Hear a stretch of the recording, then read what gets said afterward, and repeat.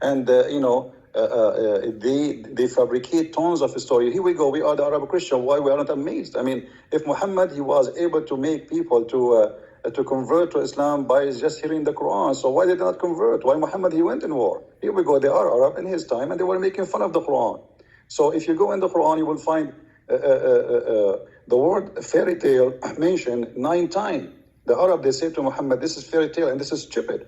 And then Muhammad, he says, well, it's stupid. Can you make something like it? And this is a stupid challenge. I mean, I'm just saying to you, this is stupid. You say to me, can you make some stupid like mine? So Muhammad, he did not succeed in the Arabic. The Arabic is a stupid language, the way he used it. And he was, the Arabic in the Quran is a crook Arabic, is not correct Arabic. And if you want to talk about the book of wisdom, I don't know if you can open chapter 24, verse number 61 and read to the audience. And they will be astonished about how stupid this book is.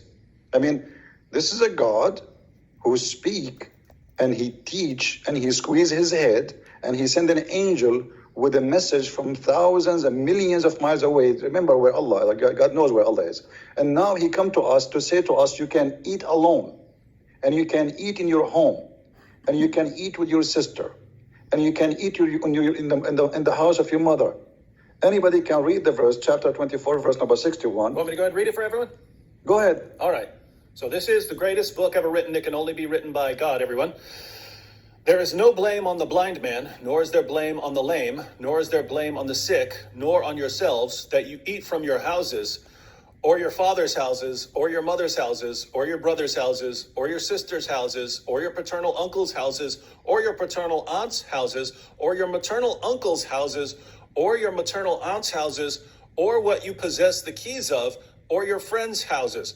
It is no sin in you that you eat together or separately. So when you enter houses, greet your people with a salutation from Allah, blessed and goodly. Thus does Allah make clear to you the communications that you may understand. And I think everyone in the chat is ready to recite the Shahada if they haven't already, because that is so masterfully written.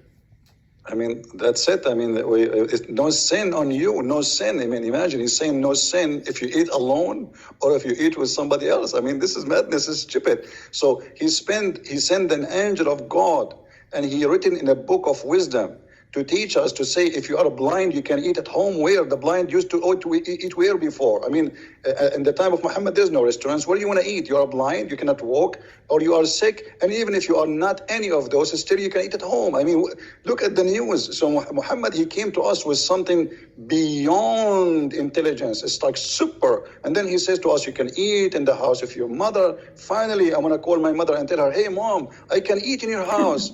She will say to me, idiot, you are eating in my house all your life. So what is this about? This is silly. This is stupid.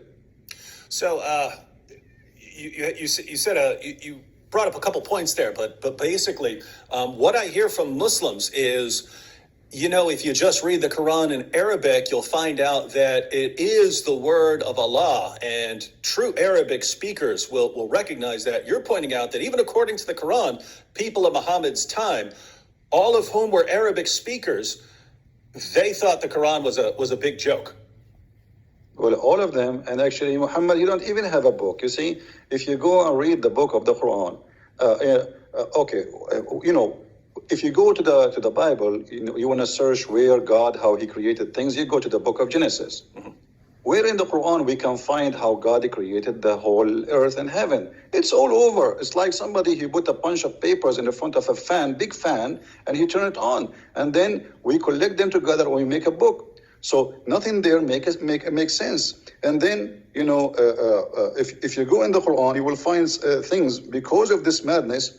The Quran says that today, as an example, in chapter 3, verse number 7, today I completed your religion for you, accepted Islam for you, and then why? Because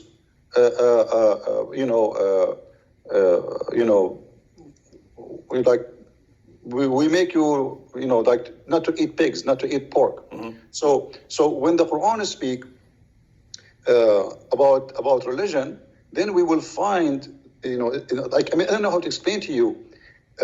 I wish everybody can, speak Arabic, because you will die laughing from the stupidity of this Arabic.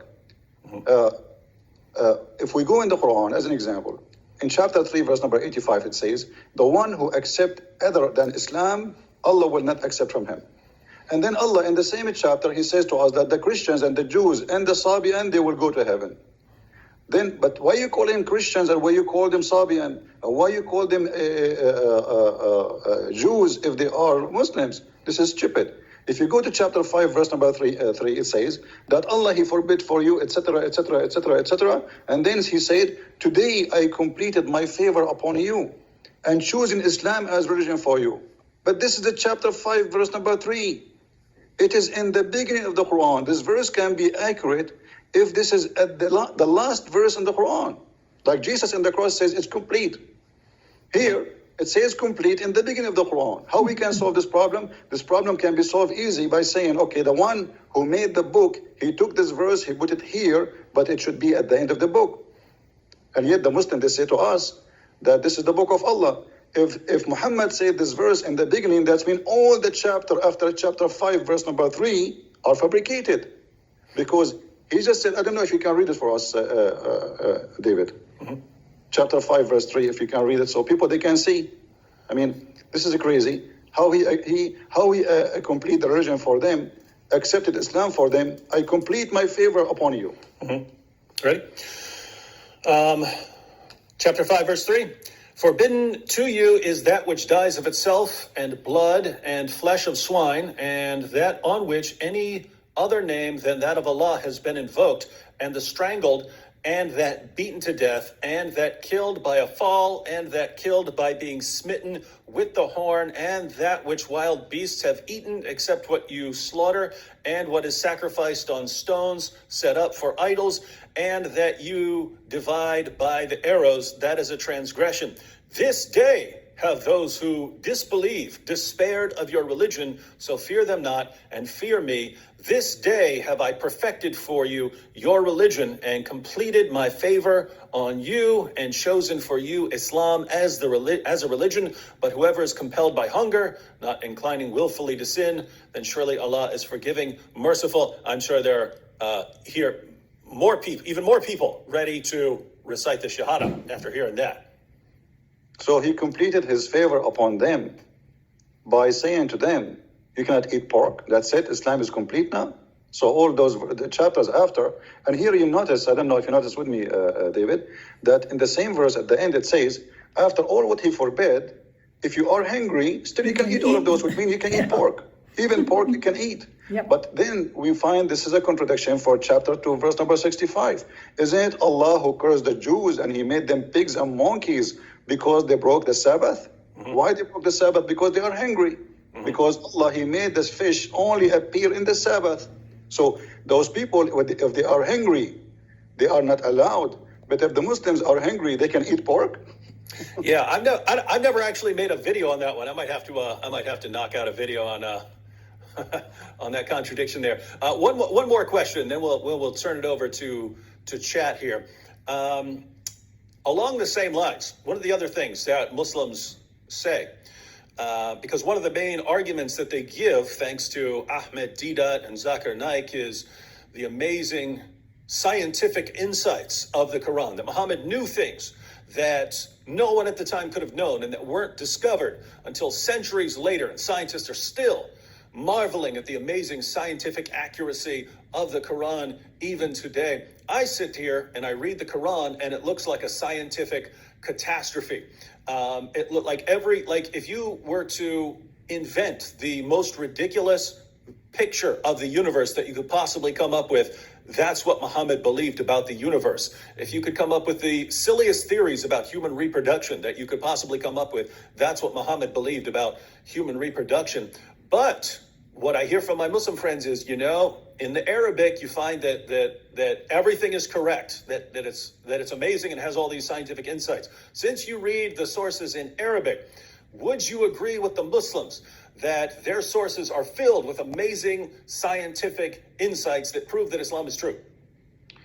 The Quran is the most stupid book ever I saw all my life, and I challenge any Muslim to prove me wrong.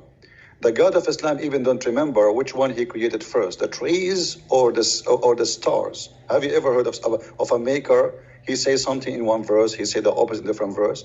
The Quran do not know even how the baby is created. He says that the baby, he was a sperm and then he became a congealed blood, which is funny because the sperm was a sperm and then it became a congealed blood.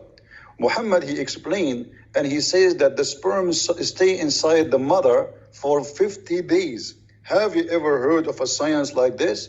But the Muslims, the problem is when the Muslims, they try to make the Quran as a scientific book, they fabricate the translation, they change the meaning to make it fit with science. As an example, when the Quran says Allah, he made the sperm into a congealed blood, the Muslims, they say in many translation, it was you were a sperm and then you became a clot. But this is not true. It doesn't say that. It says the sperm became a clot. If you go in Sahih al-Bukhari as an example, Muhammad, he says in hadith number 2644, he said that the semen remain in the womb of the women for 40 or 50 days. And this is authentic hadith. So this is the science of Muhammad, claiming that semen can live for 50 days. Science says maximum 5 days. So the only mistake is only a 0. Yep. That is correct, by the way, ladies and gentlemen. In other words, if you go to your biology class and you ask your biology teacher or professor, how long can a sperm survive? You'll hear maximum 5 to 7 days. Not so, according to Muhammad. So if you're a Muslim, you could spend a lot of time. Correcting your teachers and professors. All right, Christian Prince, we'll be talking more about the Muslim sources and what the Quran says. Wanted to ask you a little bit about